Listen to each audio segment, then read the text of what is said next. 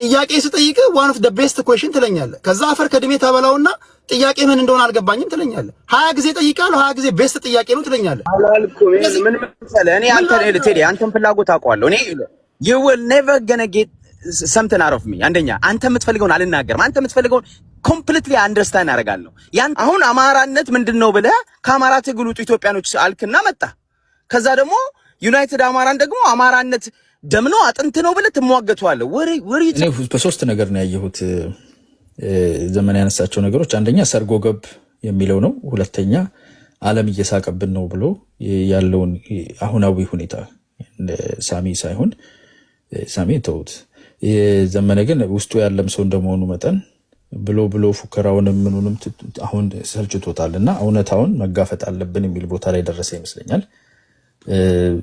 እሱ ዓለም እየሳቀብ የሚለው ነው። ሌላኛው ደግሞ ከአፋድ ጋር አንድ ለመሆን አንድ ማንኪያ ቅንነት ይበቃል የሚለው አባባል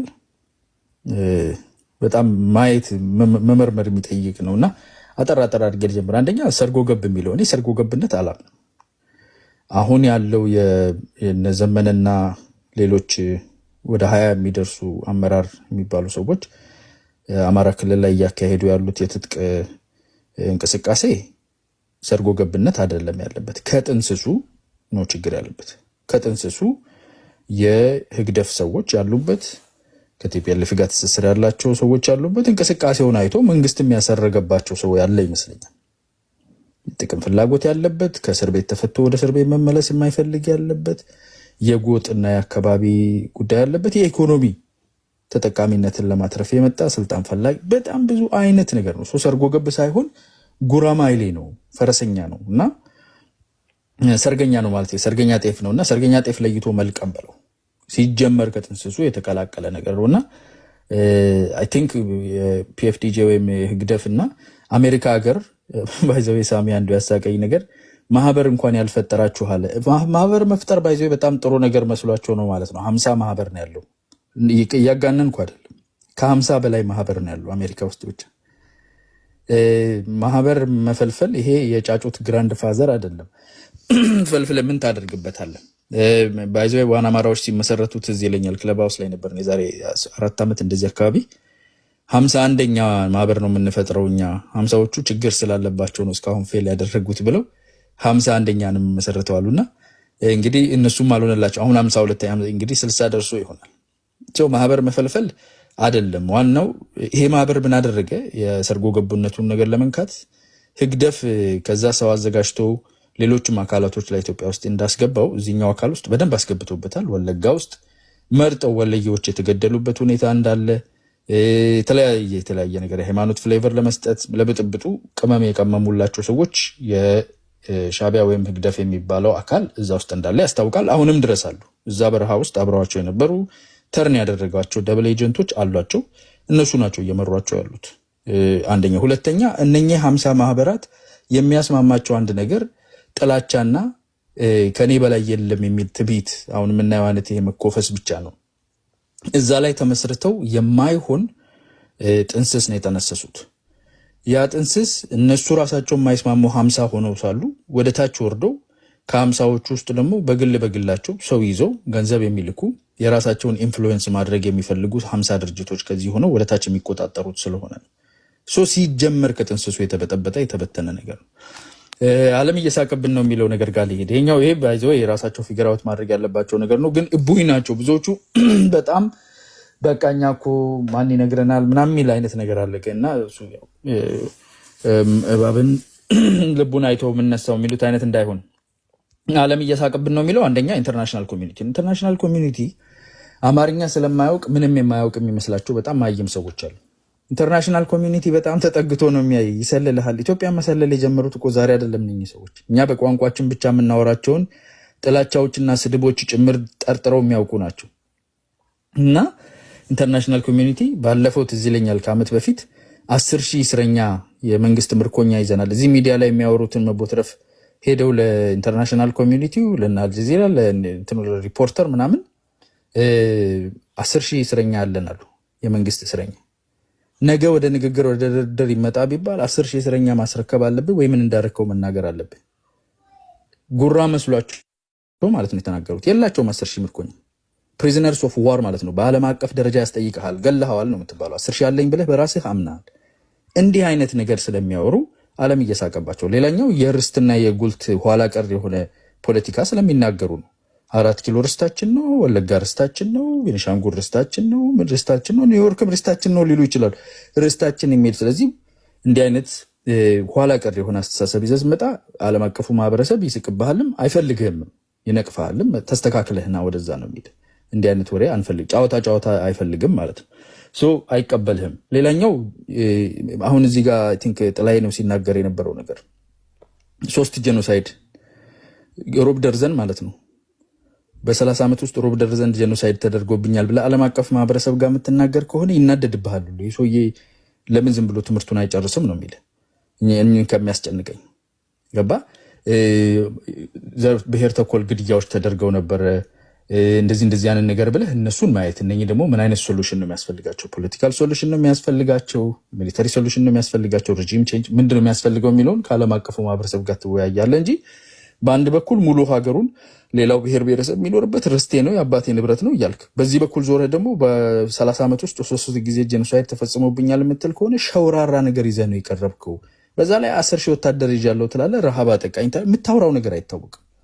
ስለዚህ ዓለም አቀፉ ማህበረሰብ በዛ ምክንያት ሲስቅ ነው የቆየውና አሁን ነው ጆሮ ተከፍቶ የሰማቸው ብዬ አስባለሁ። ሌላኛው ኢትዮጵያውያንም እየሳቁ ነው። ዘሪሁን 13ን ይወስድ አሁን አማራ ልጆችም ተቀላቅሏል። እየደከምን ያለን በርሜል አስረው ምናምን በደመና ላይ እንትን እንሻፈፋለን ምናምን ማአት አይነት ዝብርቅርቁ የወጣ ነገር። እኔ ሰው ጦዘውም የከተማ ልጆች አይቻውቃለሁኝ እንደዚህ አይነት ነገር አያወሩም። ምንም አይነት ነገር ትቢሉና የማይወራ ነገር ነው የሚያወሩት እና ህዝቡ ይሰማሃል። ዛሬ አሁን ሳሜ የተናገረው ነገር እዚህ ውስጥ 1100 ሰው ሰምቶታል። ምንድነው ይሄ ሰውዬ የሚለው? ትልቅ ሰው አይደለ እንዴ ነው የሚለው? አንድ አካባቢ ላይ ያለው ራሱ መንግስትን መጣል ይችላል ስትል አሪዮ ኦኬ ምን ሆነሃል? ሙሉህም እኮ አልቻልክም። ከፍታው የነበረው አማራ ክልል ላይ 7 ትልልቅ ከተማዎችን ይዞ የነበረበት ጊዜ ነው። ድንገት ሄዶ እየተቆጣጠሩበት ጊዜ መንግስት የአማራ ክልል ስትራክቸር ውስጥ በነበሩ ሰዓት ማለት ያ ነው በቃ ማክሲመማችሁ። ከዛ በኋላ ወደ ታች ነው እንደ ካሮት እየታደገ ያለው። ህዝቡን ከመጉዳት በተረፈ ሌላ ትልቅ ነገር አልታየበትም። አይ ቲንክ የያዝኳቸው ርዕሶች ሶስተኛውን ወደ ኋላ አቆየዋለሁ። አንድ ደቂቃ ነገር አንድ ጥያቄ ጠይቅና እሺ ኦኬ። በመንግስት ያሉ ሰዎች የፋኖችን ጉዳይ በተደጋጋሚ አቅልለው ሲናገሩ ነው የምሰማው። አሁን 3ኛ ዓመታቸውን ይዘዋል። ብዙ መላምቶች ይሰጣሉ። አንደኛ እርስ በርሳቸው እንዲጨራረሱ መንግስት ሆን ብሎ ነው የተዋቸው የሚሉ አሉ።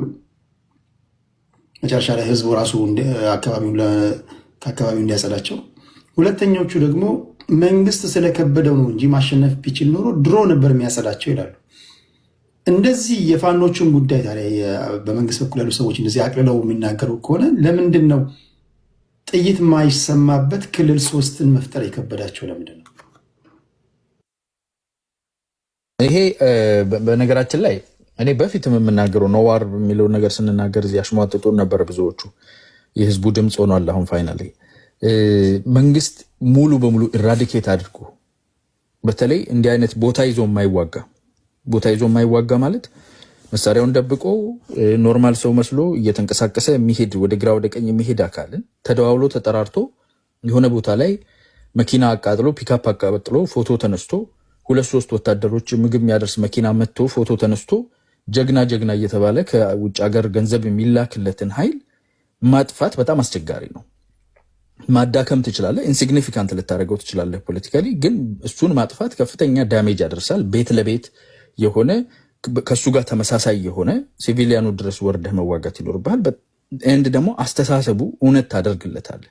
አሁን ህዝቡ እየተረዳ ነው። አይ ቲንክ የአቶ ዘመነም ትልቁ ችግር የሚመስለኝ አሁን የተረዳው የአማራ ህዝብ እያየው ነው። የክልሉ ህዝብ እነዚህ አቅጣጫቸው በፍጹም ጤነኛ እንዳልሆነ መጀመሪያ ላይ የሰበኳቸው ስብከት ልትጠፋ ነው ሊያጠፋ የደረሰ ያውቃል እኮ ህዝቡ የነበረበትን ሁኔታ ያውቃል። ከመንግስት ጋር አብሮ ሆኖ ሲዋጋ የነበረ ትግራይ ውስጥ የነበረውን ጦርነት ሲያግዝ የነበረ ህዝብ በአንድ ዓመት ውስጥ እንዴት ድንገት ደግሞ ሊያጠፋህ መጣ ስትለው ከየት መጥቶ ያምናል?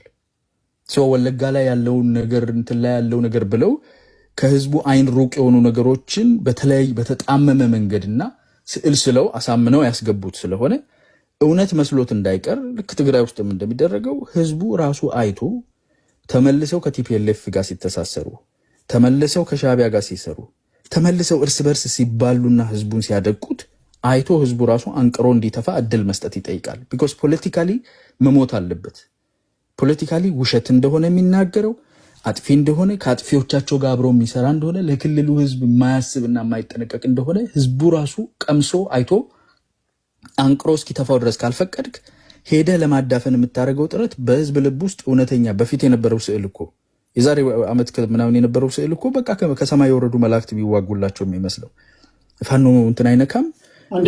ባንክ ብር መሬት ላይ ብታስቀምጥለት አያነሳም። ሴት ልጅ እንትን ብትአት ነው አይነካም። ምግብ እንኳን አይበላም ምናምን እየተባለ እኮ ነበር ተረት ትርክት እየተደረገ ነበር። አሁን አዩት። አስተማሪም ይገላል፣ ተማሪም ይረሽናል፣ ሽማግሌና ቄሳውስትንም እንትን ይላል።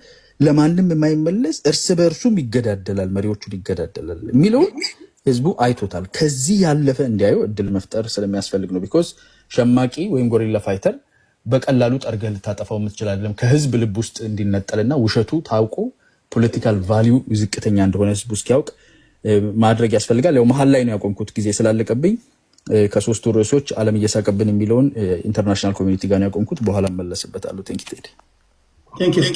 ክብራትና ክብራን አንድ ማስታወቂያ አንዳንዴም በቃ አጀንዳ ላይ ስለማናተኩርና የሆነ የጎሪጥ ብቻ እያወራን ስለምንሄድም ስለማይመቸኝ ራቅራቅ ያልኩት ብቅ ብቅ ላለው ለማለት ፈልጌ ነው። ፕሪሳይዝ ለማድረግ አይደለም። 30 ሰከንድ የህልና ጸሎት አድርጌ ነው መጀመር ፈልገው። ዛሬ ኦገስት 24 2013 በቄሮ ሰላማዊ ትግልን ካደራጁና በስደት ካለበት ሀገር በቲፒኤልኤፍ ተጠልፎ አገር ቤት ገብቶ የተሰዋው ወንድማችን ኢንጂነር ተስፋውን ጨመዳ የተሰዋበት ቀን ነው በቲፒኤልኤፍ እስር ቤት ውስጥ። ስለዚህ የቅርብ ጓደኛችን ዛሬ ላይ የነው ፍሬያማ ለሆነው የኦሮሞ ትግል ብዙ ፈርቀዳጅ የሆኑ ስራዎችን የሰራ ስለሆነ እኔ በራሴ ዛሬ 30 ሰከንድ የህሊና ጸሎት አድርጌ ነው ንግግር መጀመር ፈልገው።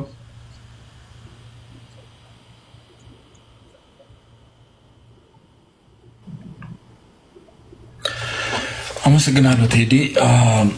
ዛሬ ትናንት የተሰዋውን ካመሰገነው ነው ነገም ዛሬውን ደግሞ ትውልድ ቀበለው ስለሚፈልግ በዛን ሌላ ጊዜ ስለ ማውራት ይችላል። አጀንዳ ላይ ነው ማተኩረው። ስለ ፋኖ ያነሳው ወንድሜ ቅድም ሲናገር ቀን እውነትን ይፈርዳል አለ። እኔ ዛሬ 2 ዓመት ገደማ ስናገር በጣም ብዙ ተሳለቁ ነበር። ይሄ ትግል የለማኝ እህል ነው የሆነው። አማራ ክልል አካባቢ የትጥቅ ትግል የሚያደርገው ኃይል እንደ ለማኝ እህል ነው። ለማኝ ሰው ቤት ስትሄድ ሀብታም ቤት ስትሄድ ጤፍ፣ ድሃ ቤት ስትሄድ ዳጉዛ በቆሎ ትይዝና በጋቢዋ ግማሹ ይሰለቀጣል፣ ግማሹ ይፈጫል።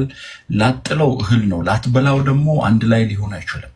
ስለዚህ እንደዛ አይነት ነገር ነው ያለው። ይሁን አንድ ላይ የትጥቅ ትግሉን የሚያካሄደው ፋኖ የሚባለው ኃይል ራሱ የአማራን ጥያቄ ያነገበ አይደለም። እንዳውም ስለ አማራ እዚህ መጥቶ የሚያወሩ ልጆች እኔ ጎረቤት ከሆንኩት ያህል ስለ አማራ አያውቁም። የአማራ ህዝብ ጥያቄ ያለው የአማራ ህዝብን ጥያቄ ያነገበው ደግሞ ይሄ ፋኖ ተብሎ በየቦታው እንደ ጎበዝ አለቃ የሚንቀሳቀሰው አይደለም። የአማራ ማህበረሰብ እንደማንኛውም ኢትዮጵያዊ ጥያቄ ያለው በየሳነሳ ነበረ። እሱ ላይ ነው ደጋግሜ የምናገር። ጉንጭ ማልፋት ነው የሚሆነው። መነሻና መድረሻው የማይታወቅ ትግል የትም አይደርስም። መነሻና መድረሻው ግልጽ ሆኖ የራሱ ማኒፌስቶ የሌለው ድርጅት እኔ አሁን አንተ የኦነግ ደጋፊ ነህ፣ ኦነግ ውስጥ አንጃ አልነበረም ወይ ልትል ትችላለህ። አንጃዎች በየትኛውም ትግል ውስጥ ይፈጸማሉ። ግን የአንጃዎቹ በመነሻና መድረሻቸው በዓላማ ላይ በሆነ ነገር ላይ ነው አንጃዎች የሚፈጠሩት። ይሄን ግን እዛ ግባ የምትለው አይደለም። ስለዚህ ወደዛ አልመለስም። ስለ መሳሪያዋ ትንሽ ፈገግ አስባለችኝ። የድሮ ትምህርት ቤት ስንማር የሆነ የእጅ ስራ የሚባል አለ ሰርተህ የምታመጣው ከቻልክ ገመድ ነው የምታመጣው አይ ክሮሽ አድርገህ ታመጣዋለህ አለበለዚያ ደግሞ አሁን እንደተፈጠፉት አይነት አድርገህ ሮቶ ነው የሚመስለው እሱን በርሜል አድርገህ ትወስደዋለህ እና እሱ ነው ትዝ ያለኝና በጣም ገርሞኛል ማንም ሰው ፈጠርኩ ብሎ ማንሳት ይችላል ለምን ውሸት ከሆነ ጠቅላይ ሚኒስትሩም የኮቪድ መድኃኒት አግኝተናል ሲሉ ነበርና ኢትዮጵያ ውስጥ ማንም ምንን መዋሸት ይችላል ግን የሚገርመው ነገር የቡድኑ መሪ በዛ ቦታ ላይ ተገኝቶ እናጉሬት ማድረጋቸው ምን ያህል ማህበረሰቡ እንዳስናቁ ከዚህም በፊት የኦሮምኛ ዘፈን ሲዘፈን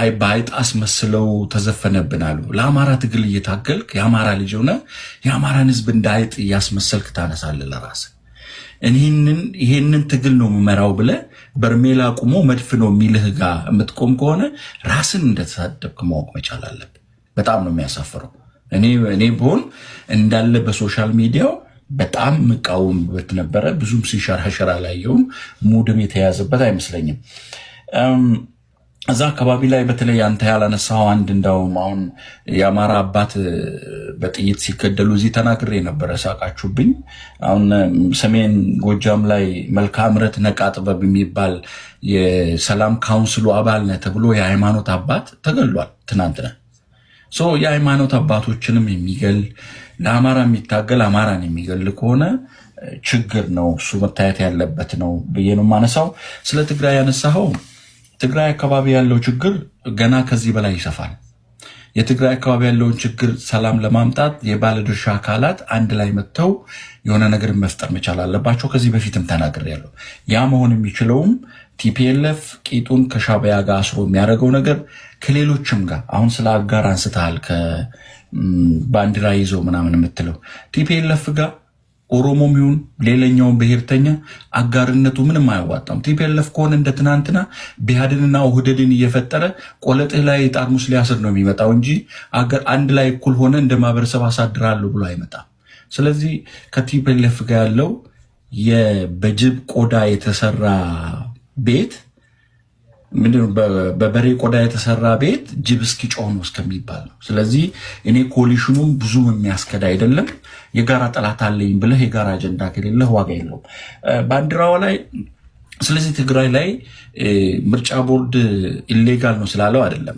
ፕሪቶሪያ ላይ ሲስማማ ብልጽግና ቲፒኤልኤፍ በፓርላማ አሸባሪ ብሎ ተፈርጇል የፖለቲካዊ ውሳኔ ነው የተወሰደው አሁንም ፖለቲካዊ ውሳኔ ወስደው ቲፒኤልኤፍ እንደ ፓርቲ ምን ይንቀሳቀስ አድርገው የሚሆን ምንም አድርገው የሚሆን ትግራይ ላይ ጦርነት እንዳይጀምር የትግራይ ህዝብ ዋናውን የስበት ማዕከል ሆኖ ሰላም ወደ ትግራይ መምጣት መቻል አለበት ብዬ ነው ማሰበው ባንዲራው ላይ እኔ ቴዲ የትኛውን ቡድን እንደምትደግፍ አላቅም እኔ ካናዳ ላይ የኦይለርስ ደጋፊ ነኝ ቲሸርት አለኝ የኦይለርስን ቲሸርት ከለበስኩኝ በቃ ኦይለርስን ደግፈዋለሁ ማለት ነው አረንጓዴ ቢጫውን ይዘህ ከወጣ የአረንጓዴ ቢጫው ባንዲራ የኢትዮጵያ ባንዲራ የነበረበት በሚኒሊክ ዘመን ነው በሚኒሊክ ዘመን ደግሞ አህዳዊነት ነው የነበረው ስለዚህ አህዳዊነትና አፋቂና ማለት ነው ሌላ ብሔር ሌላ እምነትን አትቀበልም ማለት ነው ሮኬት ሳይንስ አይደለም ስለዚህ የጨርቅ መባል ወይ የአገሩን ባንዲራ ለማክበር ሳይሆን ባንዲራው ጀርባ የተሰራብን ነገር ስላለ እሱ እንደዛ ነው የሚታየው ኢሌጋል ነው እንደውም እኔ የብልጽግና መንግስት ያንን ባንዲራ ይዞ የሚሄደውን ለምን ኢሌጋል አያረጉም ብዬ ነው ማነሳው ሌላኛው ምናልባት ስለ ኦነግ ያነሳው ነገር አለ እኔ እንደራሴ ነው ኦነግን ኦላንም ወክያ አይደለም እዚህ ጋር ስቀርብ እንዳንድ ደጋፊ ነው እንድትረዱልኝ ይፈልጋለሁ አይ ቲንክ ባለኝ መረጃ ምስራቅ ወለጋ አካባቢ ነው አይ ቲንክ ዳኪረሞ አካባቢ ነው እስር ቤት 140 እስረኞችን አስፈትተናል የሚል ደጋፊዎች ኦፊሻሊ ድርጅቱ አላወጣም እዛም አካባቢ ተወላጅ ስለሆንኩኝ ባለኝ መረጃ ገብተው መዋቅር ለመዋቅር እኔ ችግር የለብኝም መሳሪያ ያዘን ከመሳሪያ ያዘ ጋር ቢጣላ ችግር የለብኝም ሲቪል ውስጥ ካልተነካ ድረስ አይ ቲንክ ፖሊስ ጣቢያ ውስጥ ገብቶ መሳሪያ ተወስዶ የፖለቲካ እስረኞች ተለይተው ወጥቶ ሌሎቹ ላይ ግን ቤት ተቆልፎ እንደሄደ ነው ያለኝ መረጃ አይ ወንጀለኛ አውጥቶ ከሆነ ከዚህም በፊት ፋኖንም ሲኮንን እንደነበረው ወንጀለኛ እስር ቤት ተፈቶ የሚወጣ ከሆነ ልክ አይደለም ለምን አማራ ክልል